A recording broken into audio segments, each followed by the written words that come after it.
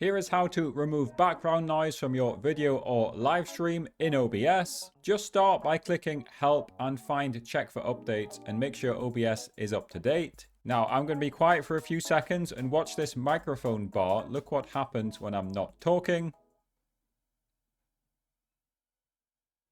As you can see, it's moving up and down still because we have a little bit of background noise. So let's fix that by clicking the three dots next to our microphone and clicking on Filters. And I'm now going to click the plus button and choose noise suppression. And I'm going to press OK. And the default one, RNNoise, is usually good for most people. If you find you have a bit of echo as well, or if you find it's not good enough, you can add an additional filter, or you can just change it to one of the NVIDIA options. I'm going to additionally add more noise suppression. You could rename this. And I'm going to add on top of it NVIDIA's room echo removal, just because my room has a lot of echo. And I don't think it matters too much, but I'm actually going to drag it above. And we'll press close and let me stop speaking again and watch the green bar.